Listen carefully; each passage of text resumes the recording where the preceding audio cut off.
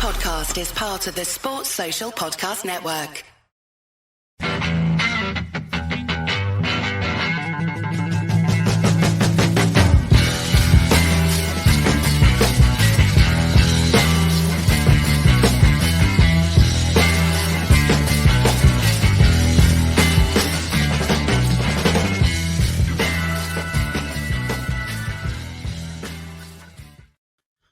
Good evening, everybody. Welcome along to your Friday Night Rabble. This was originally called Rabble Extra, the Friday night show.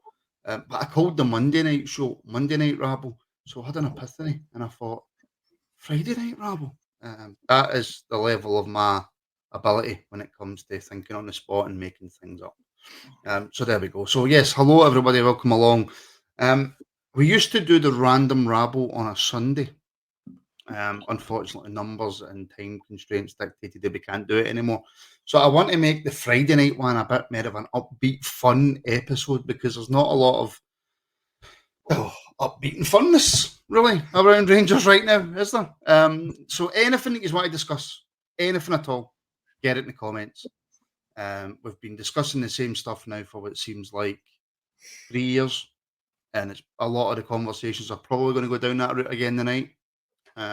But like I say, anything that you want to discuss, folks, get it in the comments, and if I like it, we'll discuss it. I am joined by Wilf, Alan, and Iain. Gentlemen, good evening, welcome. Hope you're all well. But just before we get into things, Wilf, I listened to it today, your interview with David Herd and Ian Stewart about the new book that they have co-written. Just before we get into the show, it is available, of course, on the Rangers Rabble YouTube page, and it's also available wherever you get your audio podcasts as well. Well, just a quick flavour of that interview. Well, first of all, if tonight's going to be upbeat and positive, and we're still talking Rangers, I as well just log it out right now because there'll be none of that for me and the current situation. But no, the great chat with Ian and Davey on Wednesday. I know they've been doing the circuit. They've done a lot of other Rangers podcasts to promote the book, which had its official launch in the Wee Rangers Club today, which unfortunately I couldn't attend because some of us have to work for a living. It's officially released on Monday. I believe it's 25 notes, but it's a it'd be very, very well spent £25. It's a cracking book about the history and the life and times of Tory Gillick, who's quite often overlooked, I think, when you talk about the 30s and 40s at Rangers. I mean, he basically started at Rangers in the early 30s, went down to Everton, came back to Rangers and left to about 1940. 10th highest goal scorer in the club's history if you count goals during the war. I'm reliably informed by one of the authors.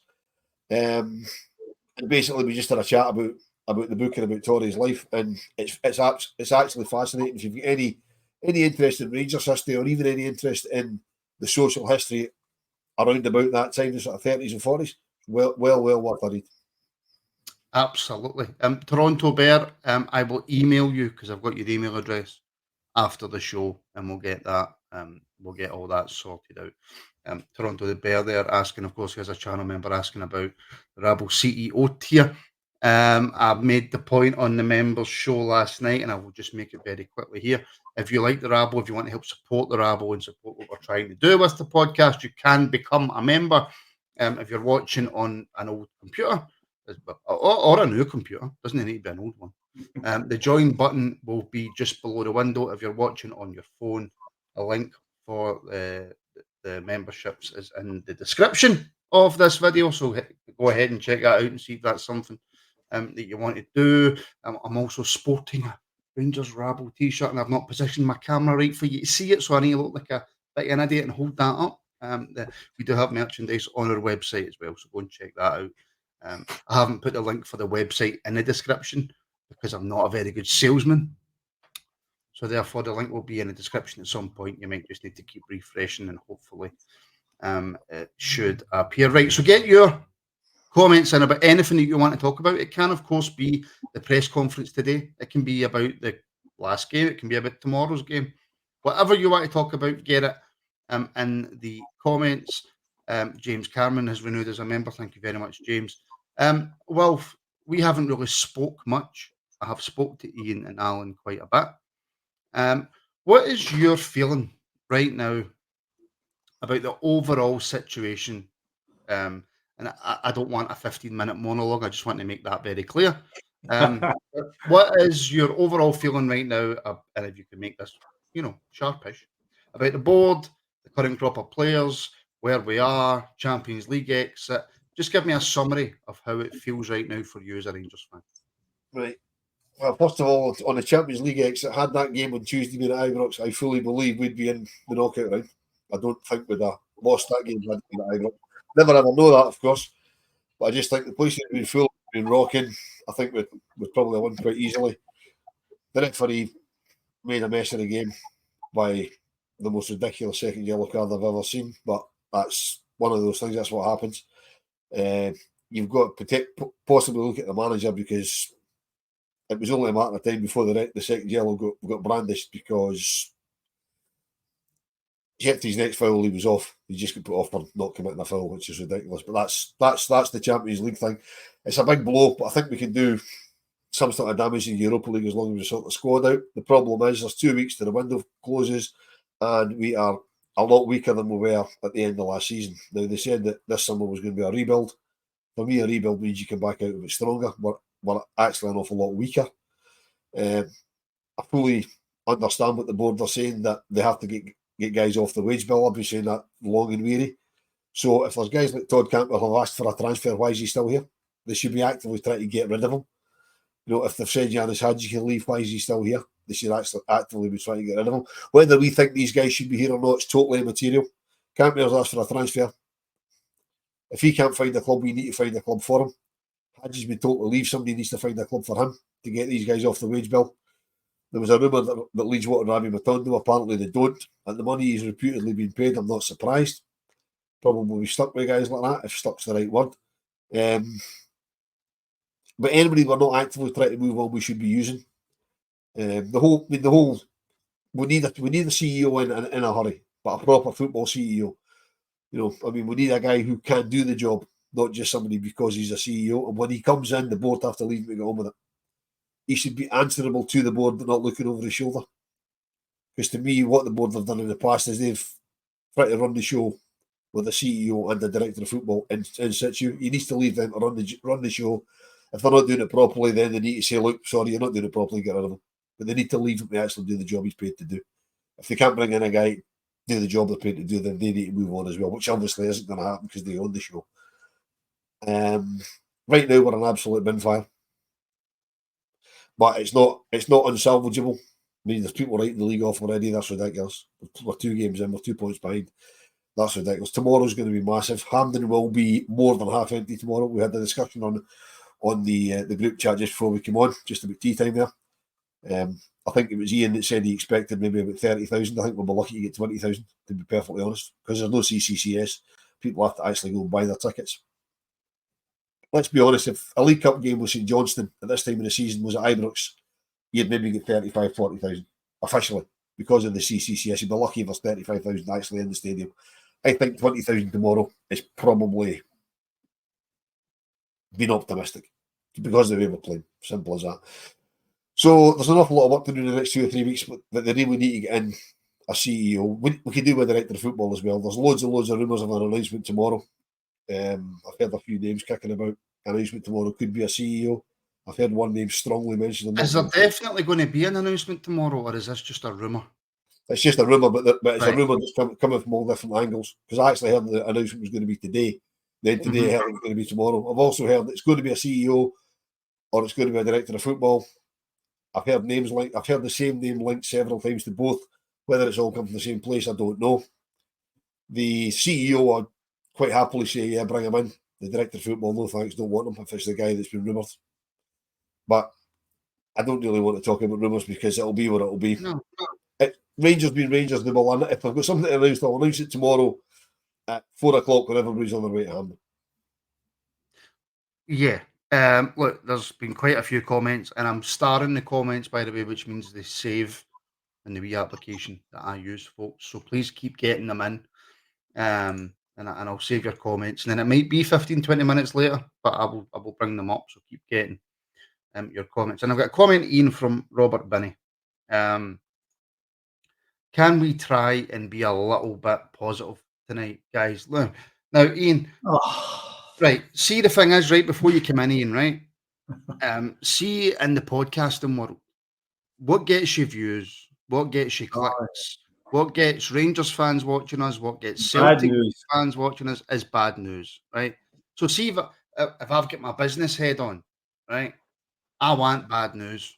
But Ian, I genuinely cannot explain how depressing it is and how down it gets me that every single show that we do is negative, right? It is. Let's just be brutally honest about it. I can't remember the last time we had an upbeat show, right? So Robert Binney is asking, can we try and be a little bit positive tonight? Ian, can you find anything in the Rangers world that you can genuinely sit there with a straight look in your face and go, yeah, I can be positive about this? Let me think about that for a minute.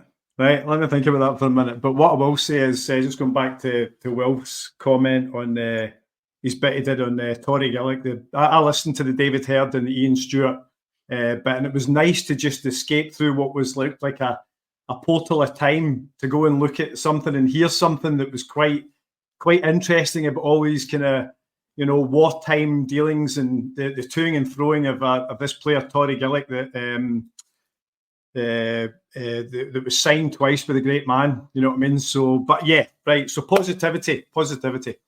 What can we say that's positive about the things at the moment? Well, listen, when you're trying to rebuild something, it's anything in life, you have to strip it apart. Okay, and when you strip it apart, that's when it's at its weakest and its worst. That's where we are at the moment, I find. Yeah.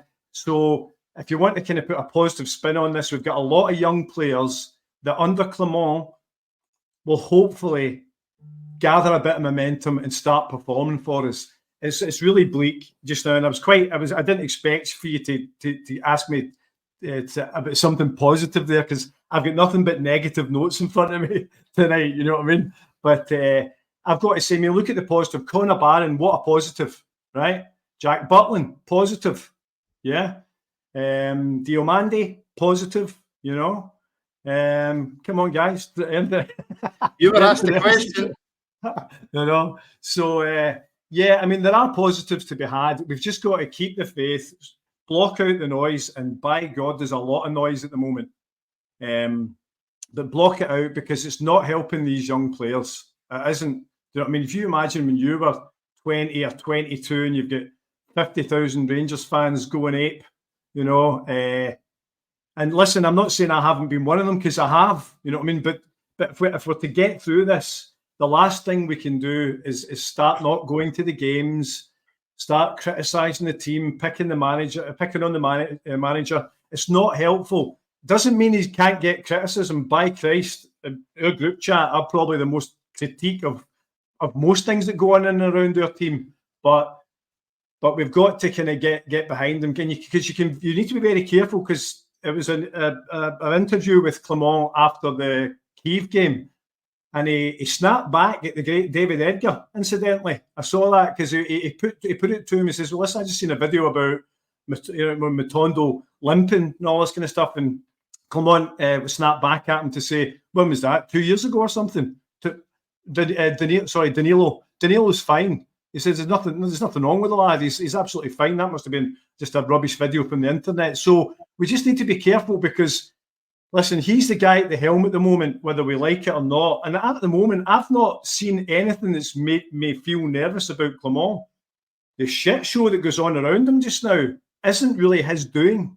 So the positives for me, Martin, are that Clement seems to have a strength of character that is the type of guy that would guide us through all the noise that's going around us just now. The stadium, the Old Firm debacle, everything that's recent injuries, all that kind of stuff. So the positivity is our manager and the young players.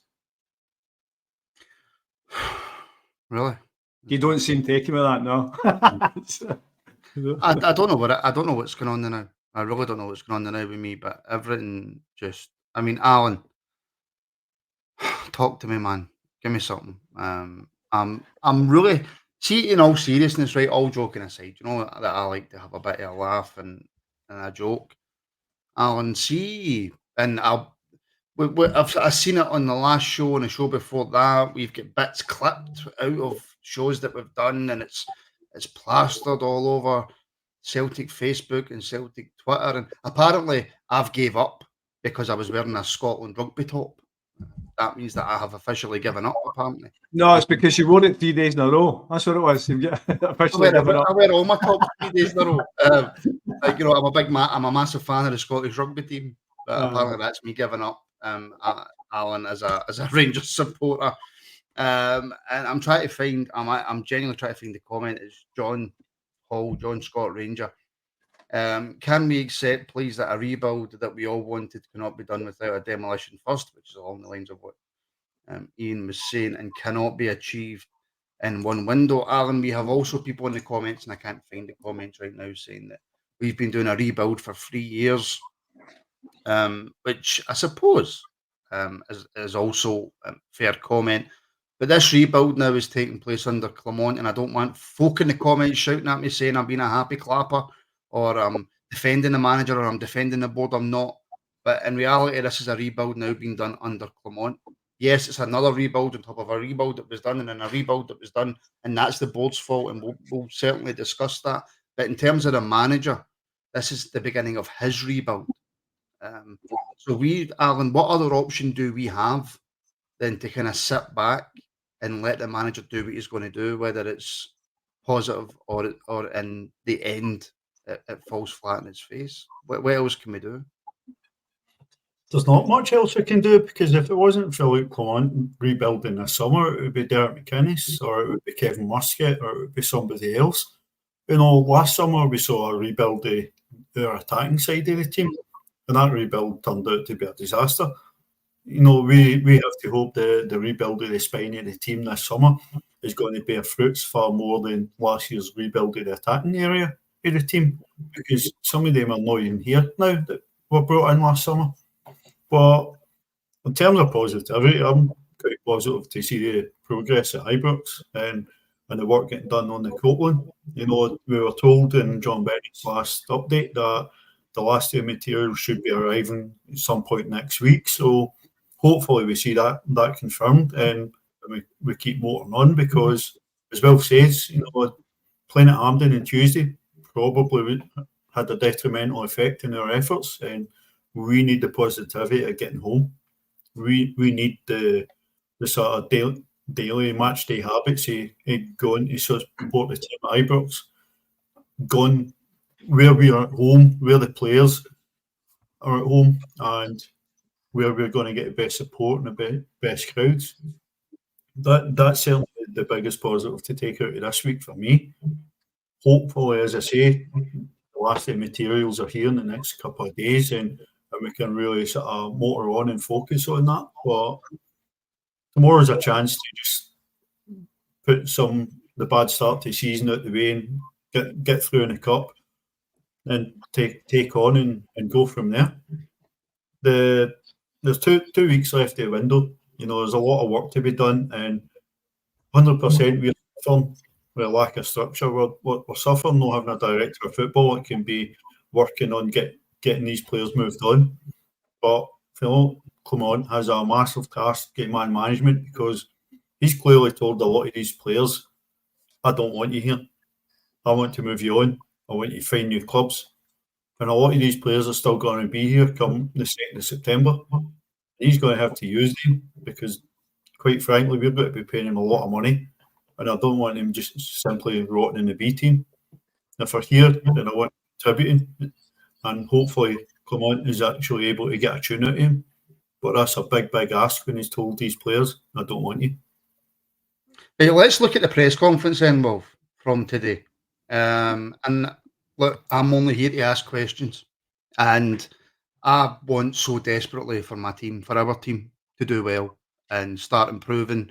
And Saturday, I want us to play like prime Barcelona and everything just clicks and we win 7-0 and Danilo comes off the bench and scores a hat-trick, and then we're going into the next week against County and Celtic and we're up for it and blah, blah, blah. You know what I mean, Wilf, right? And one of the responses that Clement gave, as you can see me wiping the sweat off my forehead before I bring this point to you. This isn't going to go well. He was talking about what he sees in this team. And he says that, our duty is to win football games, win duels, and show our fans what they want to see. That is our job, and I know the fans will follow us if we do this. It is important to stick together and get the best results while we are not at Ibrox. Everyone is working overtime to get us back to Ibrox. And he also spoke about what he sees in the team, and he spoke about the potential that he sees, and he sees how everybody's working hard to get there. And I'm really skirting around asking you this question, Wilf. The manager clearly looks at the team he's got right now, and he is coming out and telling everybody that he sees potential in this team to go on and do things this season. Do you think, regardless, that the start to the season maybe actually hasn't been as bad as what we think it has, and there's real potential in this team that can actually come together and click? There's certainly potential. The team, the start of the season has been as bad as we think it is, because pre-season we didn't win a game with three defeats, including probably the worst 45 minutes I've seen from Rangers in a long time down in Birmingham, and that was an absolute disaster. I know what he was trying to do, mixing the team up, but it just didn't work. As somebody pointed out in the comments, I didn't catch who it was, just go through a couple of minutes ago. Aberdeen have brought in a new manager, and he's got a discerning style of play straight away. Whereas we've had Philippe Clement now for 9-10 months, and there's no discernible style of play, because in the manager's defence, it's not the squad he wants to have. There's always players getting injured, etc. I mean, look at Tuesday night, for example. We get one left back who's playing wide left to support the left back sent off for nothing, and then we get a left back carried off for a stretcher. That's if we'd any other kind of luck, would have no luck at all. You know what I mean? But I think what encouraged for me from what he said today was he actually named Robbie Fraser by name today. He's not done that before. He's not been big on naming the young players, the B team players, if you like, who are skirting about the squad. He actually said Robbie's been doing well. I'd expect to see Robbie Fraser tomorrow.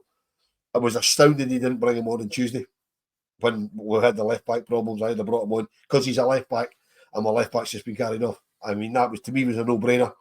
I don't think he's admitting he made a mistake on Tuesday, but he's now referenced the fact that Robbie Fraser, he named him, in this press conference today, but basically said he's ready, so I'd expect to see him tomorrow rather.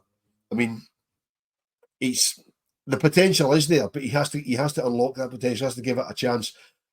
I feel sorry for him because it's the age-old Rangers thing, is we don't give squad players a chance unless we're 2 or 3 up, and we're never going 2 or 3 up, because defensively we've been in absolute shambles, losing all sorts of stupid goals. Hopefully that stops. Tomorrow, echoing your point that you made when you were skirting round asking the question. And by the way, I have to apologise, Wilf. That was one of the single worst questions I've ever asked, the way that I asked that. No, mine was worse. Mine was worse. Positives. But we could win 7-0. We could be prime Barcelona. You still put on Rangers social media tomorrow, and there'll be people complaining about something, because that's what Rangers fans are like, right? We could blow St Johnstone off the face of the planet tomorrow, play the best football you've ever seen. Dessers could get a hat trick. Danilo could come in and score 4, and still be people finding something to complain about, because that's what we do. We're football fans. We love our club. That's what we'll do. We'll never ever be happy, because the minute the entire Rangers support's happy, Rangers are totally goosed, because you can't keep everybody happy. You just can't. You know what I mean?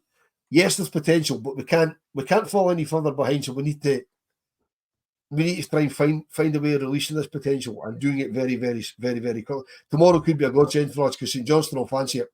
So hopefully Levine opens them up a bit. Come on, Wilf. Say that again. Hopefully he does. Well, think about, you've said a couple of things, right, that have made the Rabble rather famous, right? I must admit. Right? Yes. That might be one of the most stupid things you've just said in your life. Say that again, and then actually think about what you just said there. I missed it. Well, I said hopefully. No. Say it again. No, Wolf, say it again. Hopefully Levine opens them up a bit tomorrow. Can't see it, but hopefully he does, because if he does, work them a bit. Right? Ian, did you hear what he just said there? Yeah. Martin, it's a cup game, right? On a scale of 1 to 10, how stupid was that? That's not, but for Wilf, it's maybe kind of bad, but it's not bad as far as this pod goes. You know? I jest, Wilf, I jest. No, but it's a cup tie. See if we score early tomorrow, right? He has to go for it because it's a cup tie. You know what I mean? You don't get two shots at it, you get one shot at it. Similarly, if we defend like we've been defending in some of the early part of the season and they score early, we've got a big problem because they will just sit in and park. I'm not gonna put down the Rabble's historian. No chance. I'm the new guy still. No way. Don't ask me. Your son would do it. Aye. He's got his feet under the table. No, listen, I take your point, Wilf. I do absolutely take your point. And Wilf challenging Connor for the Meme Machine title. Nobody's beaten Connor for that. We were all over Celtic media the other day. Listen, talking about Celtic media, Iain, I don't know why I discuss this because I'm fed up discussing this, and I genuinely think it's a pointless discussion. So I'm just being totally hypocritical, and I'm bringing it up because I know that it's something that a lot of people want us to probably bring up. I haven't listened to it. I haven't heard it. I just asked you in a private chat there. What did Rodgers say? All I heard reports today when I was at my work was that Brendan Rodgers has had his say on the ticket allocation fiasco nonsense. Iain, I'm fed up with it, mate. Right? I'm actually at the point now where give the fans tickets. Let's just stop this. I don't particularly care. I don't particularly care whether there's away fans in the ground. Right? That's just my own personal opinion. I'm not fussed if there is. I'm not fussed if there isn't. Right? But this is turning into quite a big deal now. So much so that the media's not just in Scotland but down south are starting to talk about it. I agree, Paul. I feel as if it's making the Scottish League look a bit stupid. Now we've got Brendan Rodgers coming out and speaking about it, and I don't know what he said, Iain. So if you want to take it away, mate. Yeah, I mean, I heard bits of it today, but the truth is, how did we get to where we are right now? I mean, Jesus Christ, how far do you want to take it back? But let's take it in its isolation in this season, okay? So essentially, what's happening is Brendan Rodgers, as it was on Message today, backing Lowry or the Celtic board's decision to not permit any fans attend the up and coming Old Firm fixture at Parkhead, Celtic Park, on the basis that Rangers couldn't give them any guarantees, solid guarantees that the stand would be open come what January, or certainly the safety provisions would be as in accordance and up to regulation as such. Now, our own John Bennett has come up and said to us, I'm looking at the end of September, maybe October type thing. So if anyone's... Was it? No, it's just annoying, isn't he? So it's just like... So anyway, so the point is, Celtic have taken... There was, first of all, I don't think there was a need to make this statement this early on, other than to further antagonise or pile on the grief that is all happening over our side of the city at the moment. Like I said to you, Martin, before, bad luck begoes bad luck. And if Celtic can see that we're in a mire, they'll add to it wherever they can. And that's what's happened in this instance. But they've managed to hide behind what they're calling as a moral high ground and a safety responsibility. I'm not wearing it, okay? I'm not wearing it. But if that's the way they're going with it, then let them go on with that. You know what I mean? Because if we spent all our time, which is what they want us to do, get upset about it, then we just turn in on ourselves even more, I think. So I would just let that go. But today's fight, you're asking me what Brendan Rodgers said. He basically said, look, this isn't a Rangers Celtic thing. This is a Rangers thing. They might very much started this. They very much started this whole fallout.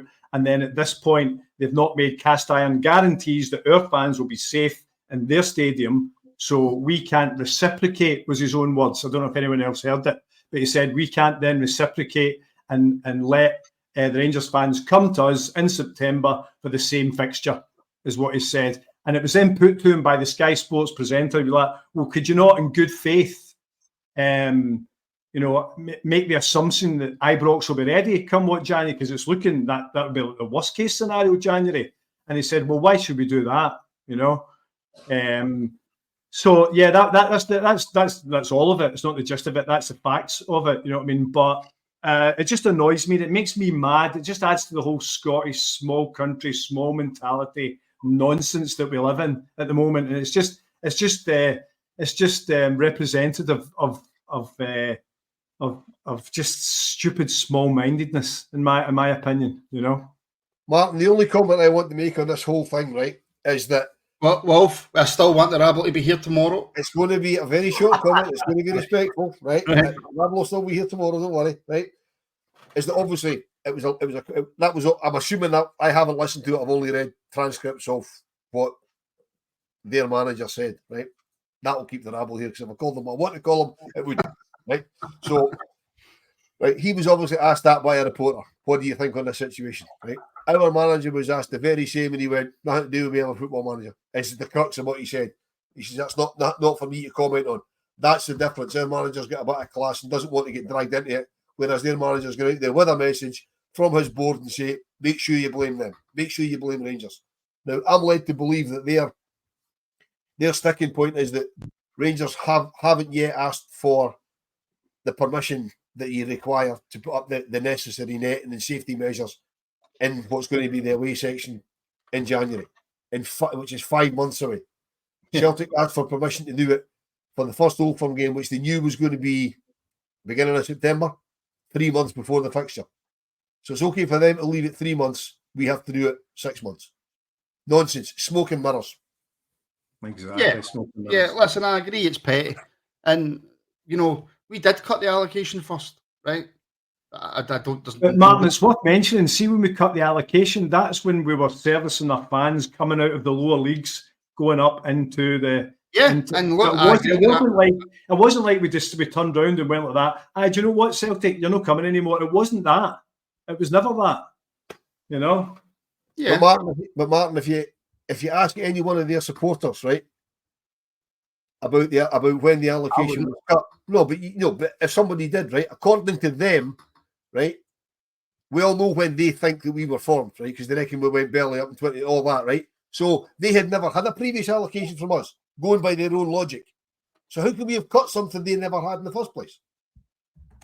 Yeah, I'm not even. I know. I'm not going to fry my brain about even thinking about that concept. What I will do is read out the press release very, very quickly. Away ticket allocation for matches between Rangers and Celtic. And seeing the first two paragraphs, let's see if you can notice something, right? Following recent media coverage around the issue of away tickets for matches between Celtic and Rangers, the SPFL has spoken with both clubs and can confirm it has been agreed between all three parties that the September 2024 and January 25 Premiership matches between Rangers and Celtic will take place with zero allocation for away supporters. Thereafter, Rangers and Celtic will provide ticket allocations of around 5% of respective stadium capacity for away supporters for SPFL matches between the two clubs. This remains subject to all necessary requirements being satisfied at both Ibrox and Celtic Park. They've not put in a time constraint there for when the necessary requirements need to be satisfactory, so we could be back here in the same position. An SPFL spokesman said the presence of away fans is a vital ingredient of the passion, drama and excitement that is the hallmark of the Scottish Premiership. We are pleased that Rangers and Celtic are committed to achieving the return of away supporters to their derby matches as soon as possible. I just found it amusing that they felt that because they'd put Celtic and Rangers, they then had to put Rangers and Celtic. That's how petty it is, right? I mean... congratulate the SPFL for releasing a statement that says precisely fuck all. Exactly. You know, it's regurgitated the announcement for the club, you know, and that's it. So that statement is powder puff. It means absolutely nothing. It's told us nothing new. And, you know, I think we've spent enough time talking about this nonsense. You know, can I just add, that was a lack of leadership from the SPFL by showing how they couldn't do leadership there. You know what I mean? They literally just put out a statement saying about, we've agreed with the parties that this is going to happen after they've said it's going to happen. You know? So and after that, but Ian, is there anything more that the SPFL actually can do right now when it comes with regards to this issue? Because the way the Scottish football was structured, what kind of power do the SPFL in general have about anything that happens in Scottish football? Well, within the mandate, within the SPFL rules, there is an obligation to give, as I think it was 5%, or what's deemed as a reasonable allocation to away fans for every fixture. Yeah. It said a reason the mandate up till all this kicked off was something along the lines of a reasonable allocation has to be offered to the visiting team. Correct. Then with all this fans locked out, then they've come in 2 or 3 months ago, they said, or however long ago it was, they said it's going to be 5%. But that statement you just read out said about 5%. I can't remember the exact word number, but it doesn't say, it says it's around 5%. Yeah. It basically means that whatever we give them, they're giving us. It's not going to be, we won't get 5% of Parkhead. We'll get 2,500 tickets. Oh, absolutely. And incidentally, that final little bit of the SPFL statement actually mentions, just to save themselves a little bit, actually says around 5%. Did you see that? Yeah. On the very end? Whereas in the mandate, it's the allocation should be 5% is what it should be.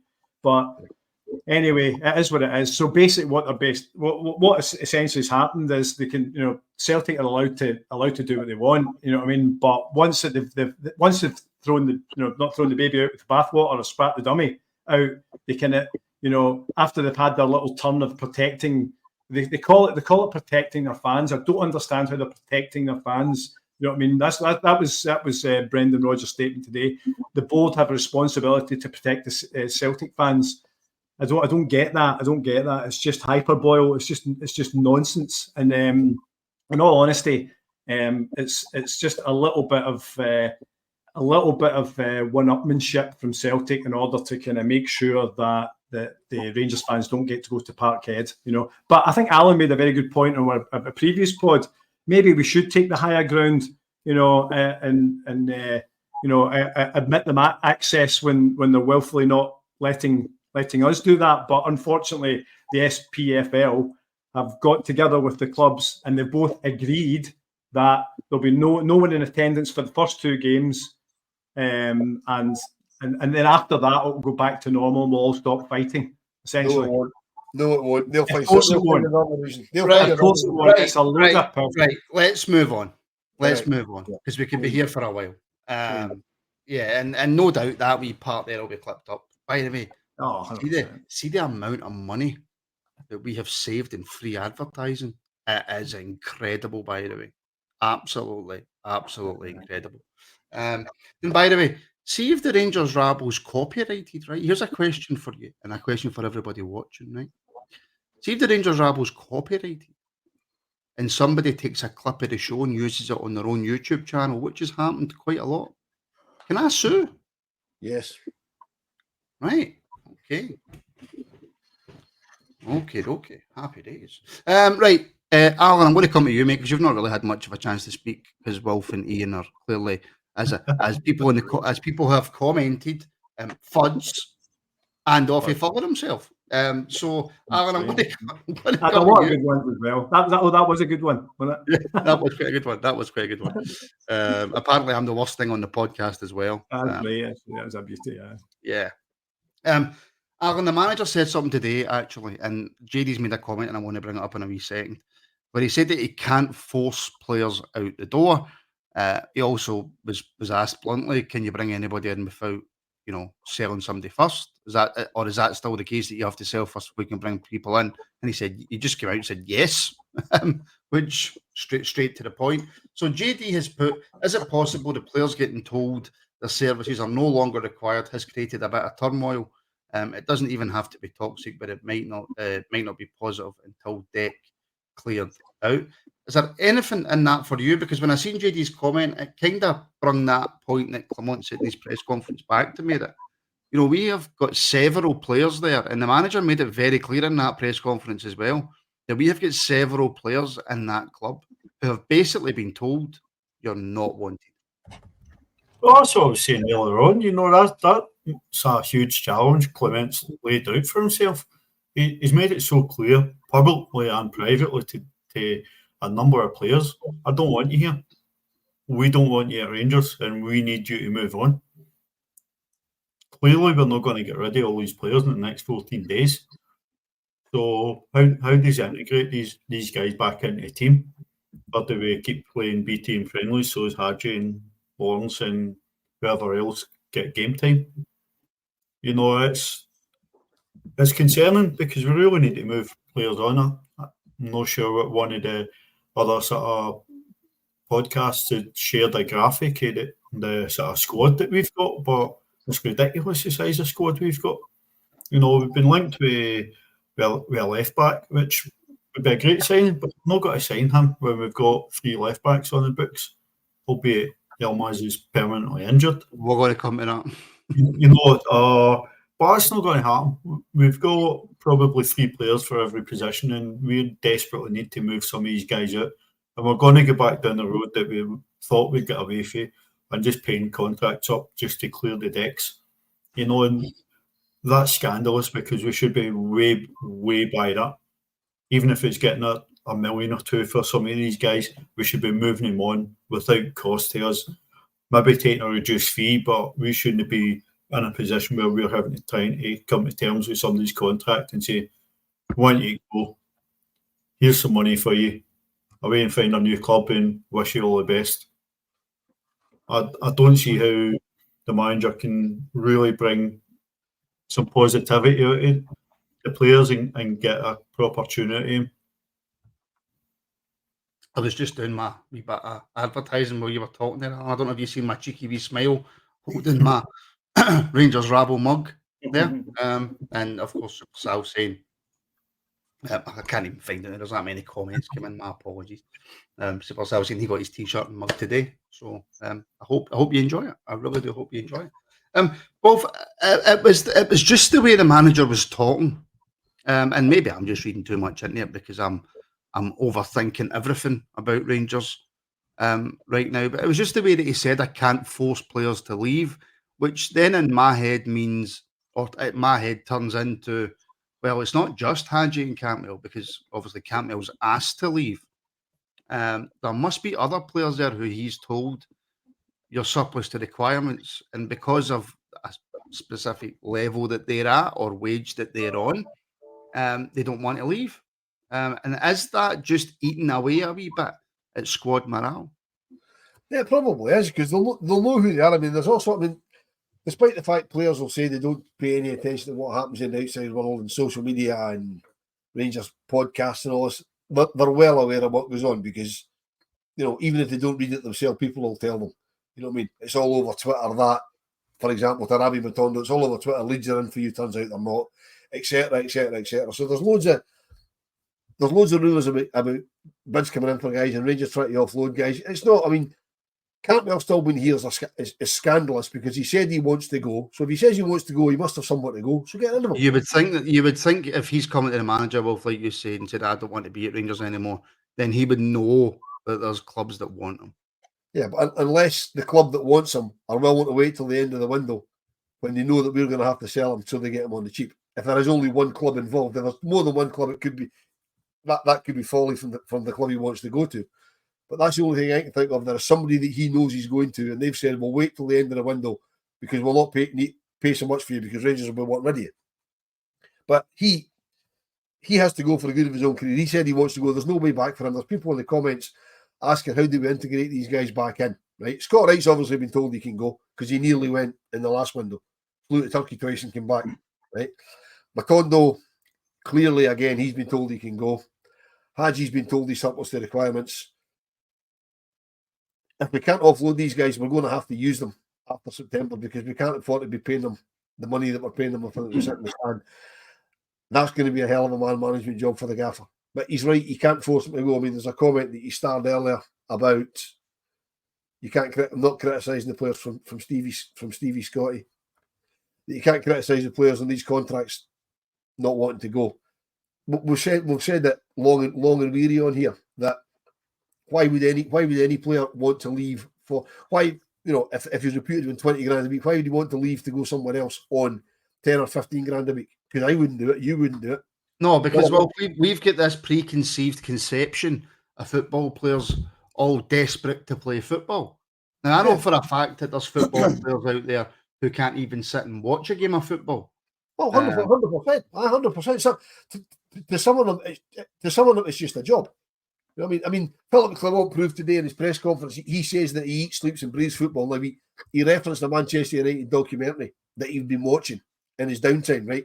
Whether he was right or wrong to do that, not really for me to say. But he's watching football documentaries on his time off, in the house with his family. The man is consumed by football, right? There'll be members of our squad, but members of every squad, in every club, in every country, who go to training, go home, don't think about football till the next day at training. There'll be other guys that go home, they play FIFA, they watch lots of football, because that's what they do. Watch podcasts. That's just the way it is. You'll Do get Instagram. guys. It's like there's guys that we all work with who are consumed by football. There's other folk who have monkeys about football. You know what I mean? There's guys that we work with who really care about the job that they do alongside us doing whatever job we do. Other guys like, it's just a job. Once I go home, I forget about it. You know what I mean? Same in every walk of life. There is going to be footballers who don't really care. And if somebody want to pay them 20 grand a week to sit and basically train through the week and do nothing at the weekend, they'll be quite happy with that. And there'll be other guys that go, nah, look, I'll take a 5 grand pay cut because I want to go be playing football. So it's difficult unless you actually know the players, and we don't. So, but he's right. You can't force them out. You simply cannot force them out. The only way you'll force them out is to do what we did previously. Say, there's your contract paid up. We can't afford to do that, and it's a stupid thing to do anyway. More negatives, Ian, unfortunately. See, unless somebody can get in the comments, right, and give us a topic that could be something to talk about that could be positive, then we're going to be talking negatives here, folks. It's the way it is. There is one positive, by the way, and that is that these are very nice mugs, these Rangers Rabble mugs. They are extremely nice. Sorry, Martin, before you move on, can I just point out to Paul that he's actually still there? But I don't care about them. I'm just pointing out to them that he's actually still there. I get that, right? But then they can point to the numerous amount of sales that they've made for players on big money. 100%. Right? You know, Martin, can I jump in with the positive, right? Because during Clement's press conference, what I did like, I know we referenced the documentary Man United 99 thing that he's obviously leaning into a wee bit. The fact that they lost 3-0 to Arsenal, the Charity Shield, and then went on to win a treble. Yeah. So he's obviously trying to galvanise the guys' spirits. Do you know what I mean? And kind of get them moving a wee bit, get them motivating. And do you know what? See if you can create a them and us attitude in there, then brilliant. Because there's plenty of noise outside putting these players under pressure. So sometimes that can act as a great catalyst for motivation. You know what I mean? So we can only hope that Clement's got the man management skills to turn it into exactly that. Yeah. I mean, I need to bring up more bad news, Alan. I think me and you could have just stayed in the house. I don't even know what we're technically in the house, Alan, right? But you know what I mean. And just we need to have a podcast that's just Iain and Wilf, just talking about life. I think that would be amazing. So you're two old guys in the Muppets, you know. That's yes. I think that would be. That's it. As Rangers fans, we all feel a bit like Punch and Judy right now, you know, because it's constant. You know, you say you've got more bad news to talk about. You know. Thank you, Mr. X. We need a siege mentality, exactly. Yeah, I mean that would be amazing. But Alan, Ridvan Yilmaz, 46 weeks at least. I think the manager was a little bit hesitant actually to put a time frame on his press conference. You could hear it in his voice. I think probably 6 weeks will be a minimum for him. But time after time after time with Ridvan Yilmaz, it's the same thing. No. Only he's usually playing well before he goes off and gets injured, right?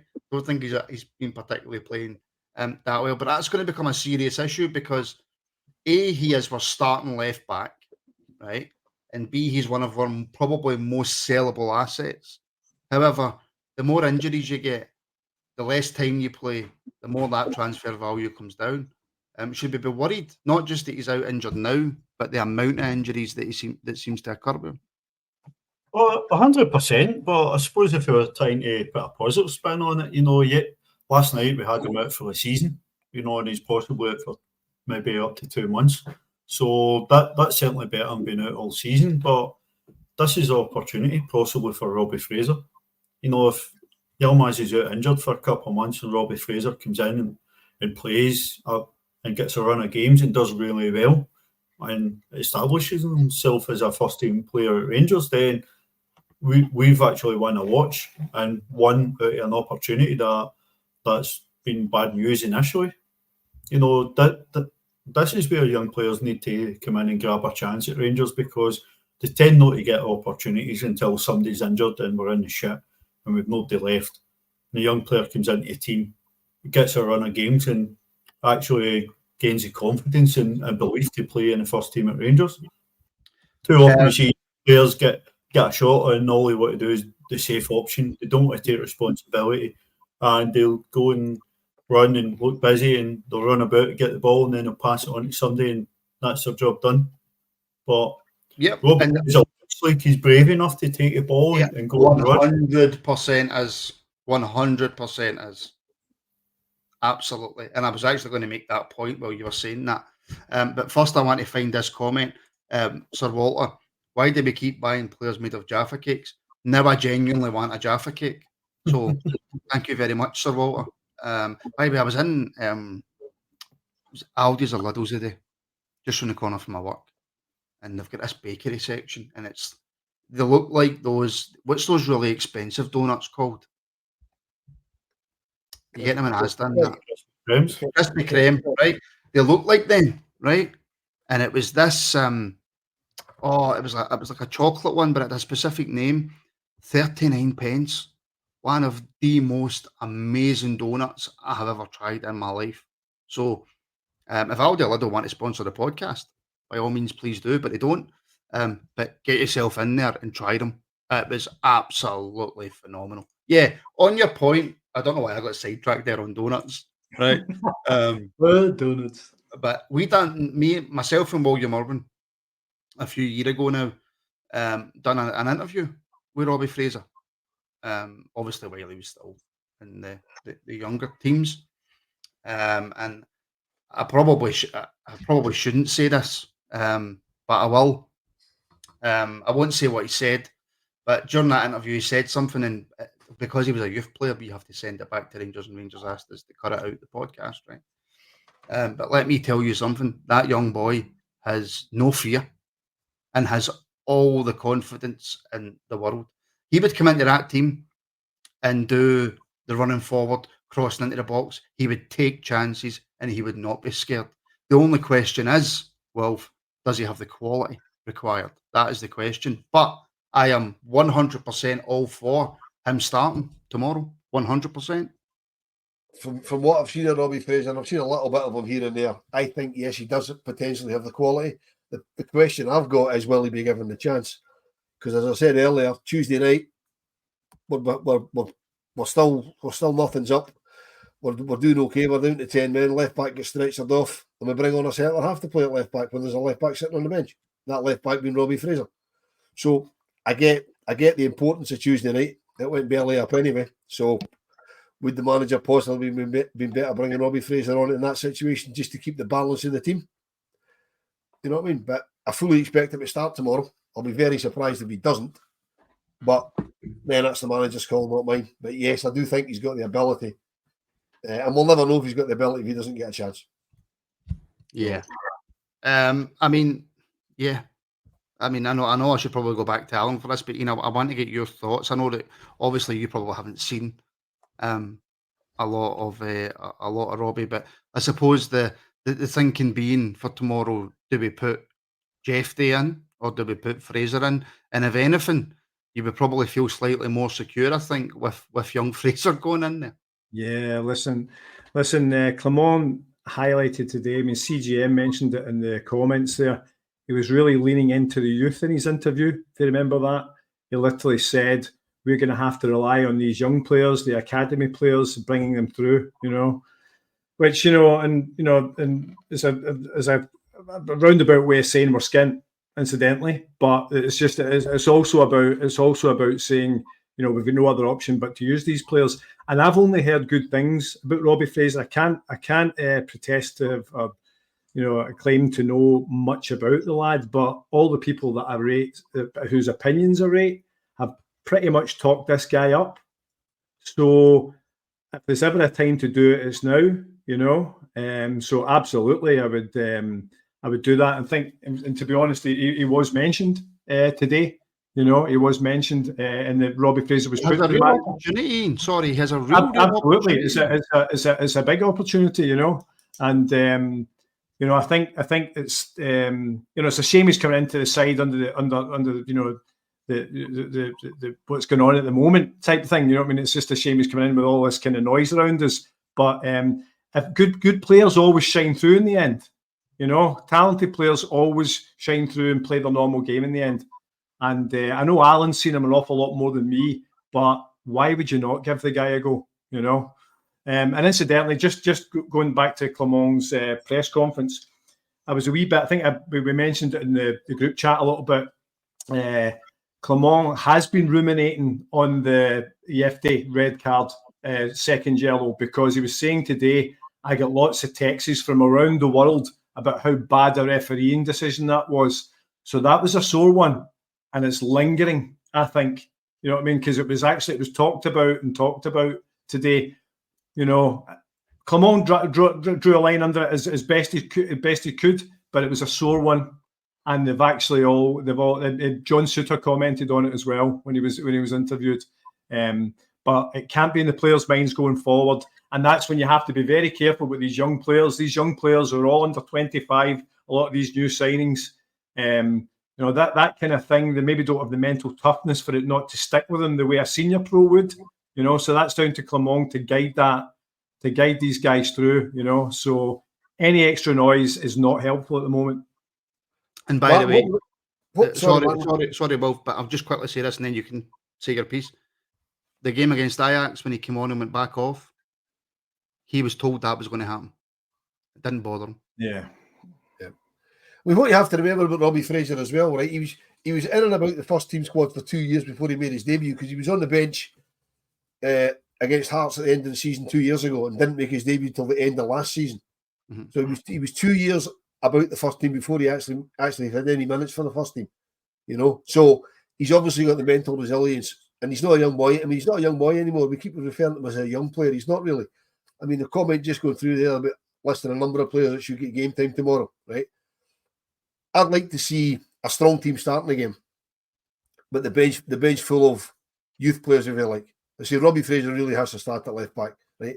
But it's a great opportunity to play guys. If he's not going to play Danilo, and clearly he doesn't think Danilo's fit because he didn't even warm up at any point on Tuesday night, despite being on the bench. Zach Lovelace has got to feature at some point tomorrow. Has to. He's back. He's back doing the business for the B team. I don't know what the manager's problem is with Alec Lowry. If he's going to give him a final chance, it has to be tomorrow as well. At least some game time, because he's, by all accounts, played quite well on Wednesday. I know Alan was at that game. He can confirm that or otherwise. Yeah, listen, Alec Lowry did have a very good game. He needs to have more an impact for longer in games, certainly. But, he certainly came up with big moments. His 2 goals were excellent, and the goal he wasn't directly involved in scoring. It was him that started the move with a quick throw in. And that's just something we're not allowed to do in the team we have in the team. It's an absolute pet hate of mine that we slow the game down so much when we get a throw in. It makes my heart sink when I see us win a throw in, because I know we're just got to lose any sort of momentum. That's something that needs to change. It's something overall as a team right through. We need to change. We need to up the tempo. Lowry's first goal, Alan, was an absolute rocket. It was a beauty, wasn't it?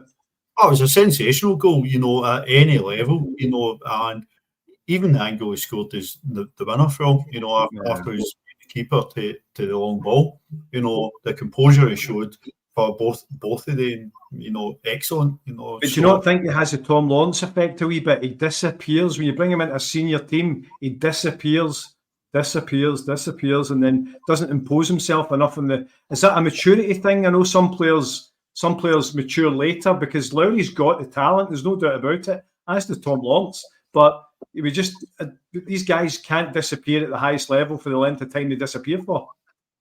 No, absolutely, but you see anybody we playing in that number 10 role seems to struggle because there's not enough movement in front of him.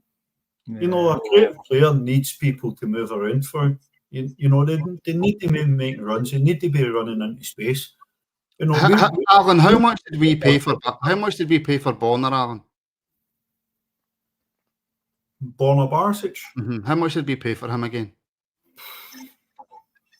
I remember it was about Anybody 2 million. remember how much we paid for Bonner? Yeah, it was about 2.3 million, something like that. 2.3 million, right? See, when Bonner first came into the team, did he play well?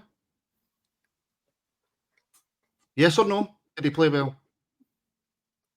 No, he took a while to bed in. Right, how long did he take to bed into that Rangers team? 2 years. 2 years. See, if we had paid 2.3 million for Alex Lowry from any club in Scotland, would he still be getting a chance in the first team right now? Yeah. Well, probably, yeah, because we paid money for him. He would. So why would you not, somebody who, like you say, Ian, clearly has the ability, why would you not continue to try and get the best out of that ability? Why do we only do that? Why do clubs only do that when you have spent money? Yeah, but Lowry's the exception to the rule. We have given him a chance. We also put him out to Hearts, and let's be honest, the summary of that is he failed to impress. Correct me if I'm wrong. I don't know what the summary was from his time at Hearts. He had a back injury a lot of the time he was there. Yeah. You also have to remember that, and I'm not particularly sticking up for Alex Lowry here, he came off a very bad injury in a game he shouldn't still have been playing. We were 7-0 up at Dumbarton. That's right. In a Challenge Cup game, in stoppage time. Somebody went through his ankle. He shouldn't still have been. That was bad management by the coaching staff that day. Then as he's coming back out of his injury, his mother passed away. So he had all that going on about the time he moved to Hearts. Okay, he's not a kid anymore, but he's not exactly, he's not exactly as old as some of us, or any of us. So that's going to affect you, really, isn't it? So there is mitigating circumstances, but this season was absolutely massive for Alex Lowry. And I remember that day in Dumbarton, Wilf. It was a ploughed field, that pitch as well, wasn't it? Yeah, well, I don't think you can say Alex Lowry's had a real chance in the team because no, I don't think you can either. He's never had a run in his team. You know, a game here or 20 minutes there, that's not a real chance. You know, give him a chance to establish himself. You know, we're playing Lawrence, and he's played 90 minutes pretty much all season. He's not really grabbed that. He's not really shown I'm the man to play in this position. I'm the man to be the creator for this team. So bring Alex Lowry in. At least give him chances off the bench. We're chasing goals in all the games we've played this season. We're not using all the subs available. That's criminal. Absolutely criminal management. Do you know what I would say to the whole Alex Lowry thing, right? And Ian, you summed it up absolutely perfectly. The boy has got clear footballing ability. Right? Right? I've been to a few B team games. You know, we covered the B team for a season, right? And I went to the Youth Cup final at Ibrox. And Alex Lowry absolutely destroyed that Celtic team, right? Almost single-handedly destroyed that Celtic team. Anytime I have watched that boy for the B team, it's a bit like watching Bailey Rice for the B team. They shouldn't be on the pitch. It's a cheat code, right? They are just too good. My frustration comes in, and do you know what? It might turn out that he's not good enough. It might, right? But my frustration comes in when we will spend 18 months trying to get a 2.3 million player to play well, who, by the way, did eventually play well, but for how long, right? But we will take somebody who has genuine talent, who is in our B team, give them a few minutes here and there, and go, no worth the risk. It's just no worth the risk, so let's not do it. But because we've spent 2 million on some guy coming from a different country, we'll give him as much opportunity in the world. Well, Mark, maybe the game plan's changed now. The goalposts have changed. We've openly come out and said 1 in, 1 out. We have no money, so maybe there's a fresh train of thought that thinks Lowry, Fraser, Zachary, in you come. You know. So it's you know, we've been grooming these boys for a while. Do you know what I mean? To essentially get them into the first team. So these guys have been here a good while. I mean, Alex Lowry's been at the club since he was 10, hasn't he? So he's been there a long, long time. You know. But see, I was disappointed because the reports that I heard, and certainly came out of Hearts, where didn't they set the header on fire at Hearts? Do you know what I mean? So I understand, Wilf, you're saying it's there was a lot of caveats around it and mitigations, and I totally get that. But to me, I think it's a mentality thing with Lowry. That's why I thought the loan thing would be really good, because if you've been in a club since you were 10, I can understand if it almost becomes not anything, particularly impressive, because you've been there since you were a kid. You know what I mean? So you're kind of going in and you start thinking, well, maybe this, everyone else sees the great Glasgow Rangers, but I've been here since a boy. It's just a normal place of work for me. I don't know. I can't get in the boy's head. But the point is, he went to Hearts, and I really hoped he would set the head on fire, and he didn't. Well, let me ask you something, Ian, right? Let's put this into perspective that we can maybe all understand how it would feel, right? So I come to you, Ian, right? And you've been working at, I don't know, let's use a plumbing company, right? You've been working for a small plumbing company, and you've been doing amazing in that job, right? And I come to you and I say, right, Ian, I want to employ you for my plumbing company, and I'm going to pay you £1 million a year. See, in order to get that £1 million a year, or to get another chance at that, seeing your first day, seeing the first half an hour of your first day, you have got to be exceptional. You don't know the computer systems. You don't know the people you're working around about. You have to go into that warehouse. You have to go behind that till, and you have to be absolutely exceptional. And if you make any mistakes, every single person watching is going to talk about you and say you're not good enough. So you can go back to that other plumbing company and make 20 grand a year. How would you feel? Well, I would feel that your analogy is a wee bit off in the fact that Lowry got a bit more than half an hour, let's be honest. Right? Not really. He did, didn't he? That's the things, that's the cliche. He's had 5 minutes to impress.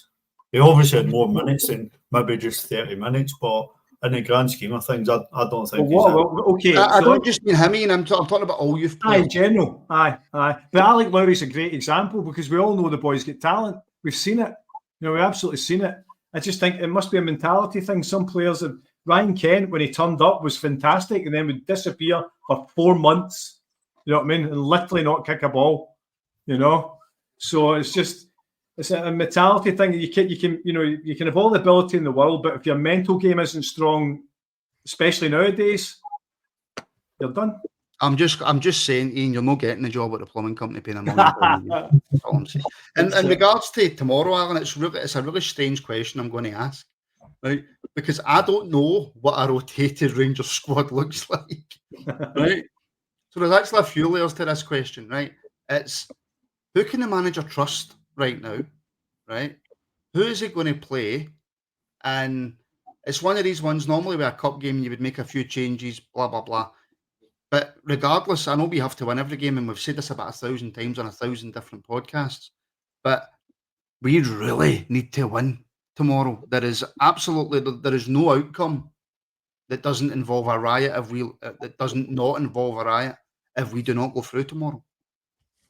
Oh, it's a very dangerous game for us, especially if Wilf gets his wish and Craig Levein sets him out like the Harlem Globetrotters and they come to attack us. But the pressure is massive, and players that are new to Rangers, and players that have been there for a long time need to rise and show that they can play with that pressure. They can not just play with that pressure, but thrive under that pressure.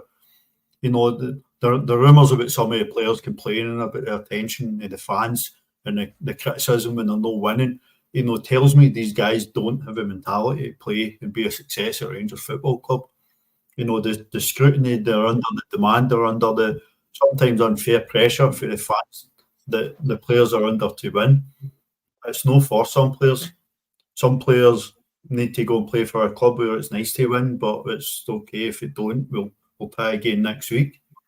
That's not good enough at Rangers. We need to go out and win every single week, every single game. Tomorrow's no different. I expect some changes to the team. I expect the manager will look at it as managing the minutes and the legs of some of the players. Expect Fraser will play, and he'll play Yefty in front of him for a bit of protection, but also to just keep Yefty's confidence up after the red card during the week. I expect a couple of rotations in the midfield. Will he be brave enough to give Cole McKinnon a chance and rest Connor Barnes? Be cautious on Connor Barnes' minutes and subbing him after 60 minutes during games. So I could see him being left out. I'd expect Dujon Sterling will start. But we need to go out and get on top of that game and get it by scruff of the neck early, because it's not got to be a big crowd, but it's got to be a nervous crowd, you know, and it's got to be a crowd that'll get on the back of the team. If we start sloppy, if St Johnstone are getting chances and threatening, and we're looking poor, and the fans will let a team know. And it's not a positive environment for a team to play in, absolutely, but that's the nature of playing for Rangers. And as many people have said, we've talked about in the pods, Rangers fans are tired. You know, we've watched this movie so many times. We're taking a kicking for all angles. You know, for the stick we're getting for elsewhere, stick we get every day we go into work, the stick we see that we get online, and just what we're watching on the park. Fans are tired. We need something to get behind. And tomorrow's a chance for a team to go and start turning it around. Jim Bax in the comments earlier on says things will change if you start winning games, and they will. There'll still be a lot of criticism, but we start putting some results together, people start gaining a wee bit more patience as we develop the performances. But it needs to start tomorrow. We've played 4 games this season. We've won 1. It's stinking form. Is it 1 in 7? Is it 1 in 7? 1 in 7? If you take, I'm taking last season out of the equation. I'm taking friendlies out of the equation. Competitive games this season, we've played 4, won 1. Yeah. It's not good enough, and it needs to start turning tomorrow. And given how bad it's been, we probably need to see a bit of a performance on top in the victory. And listen, St Johnstone beat Kelly 3-0.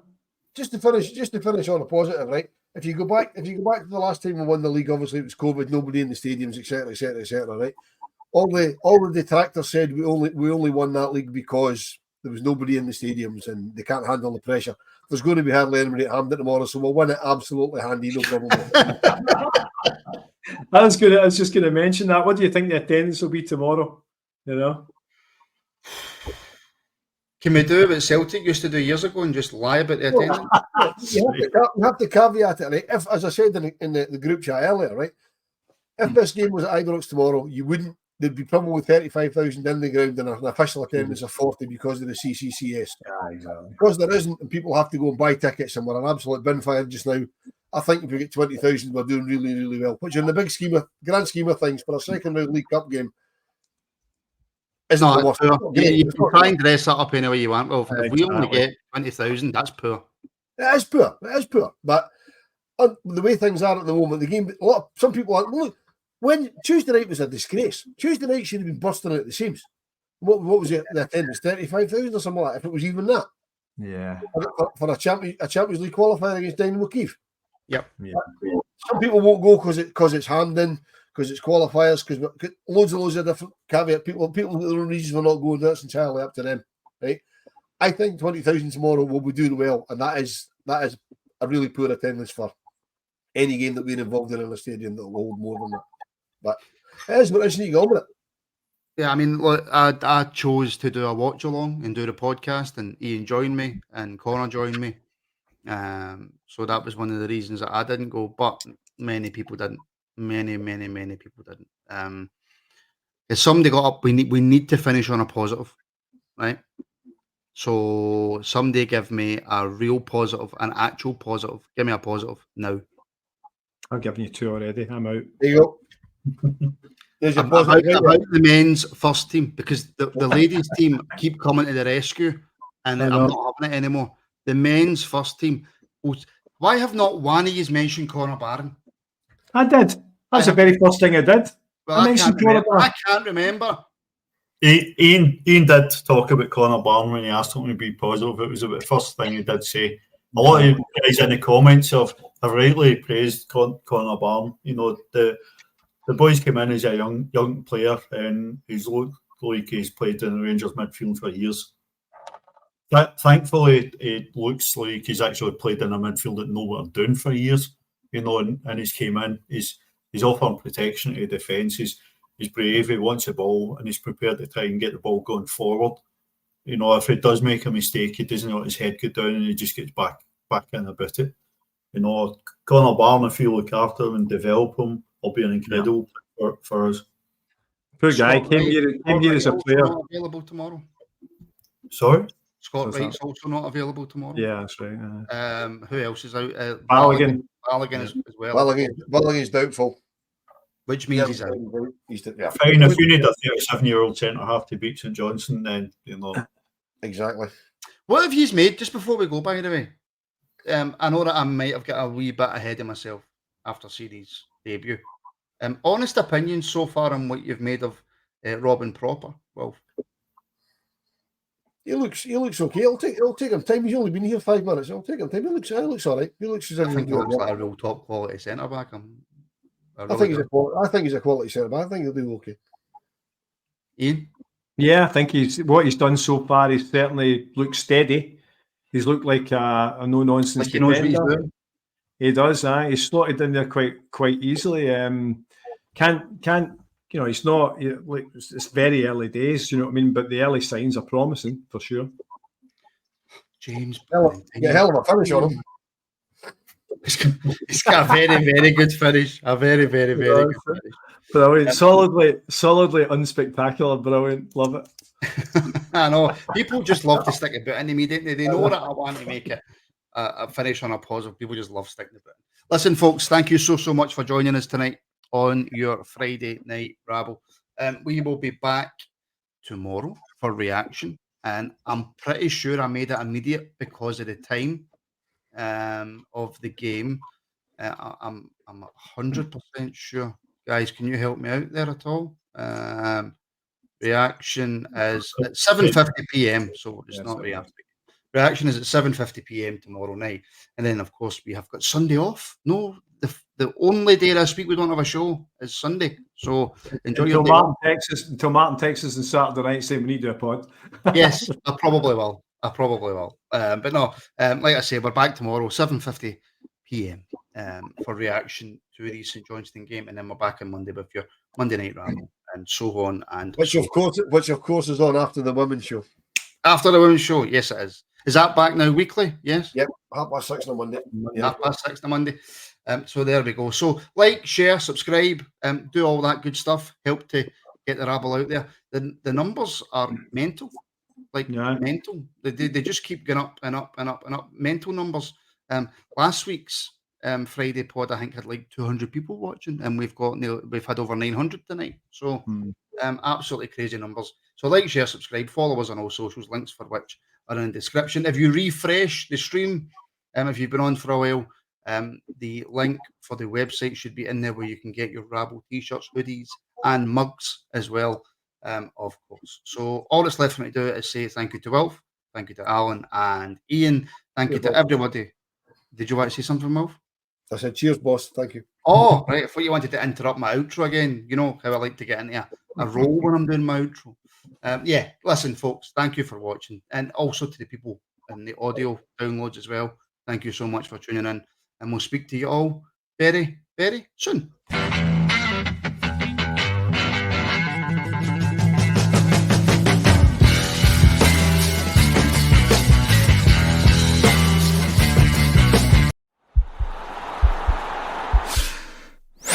This podcast is part of the Sports Social Podcast Network.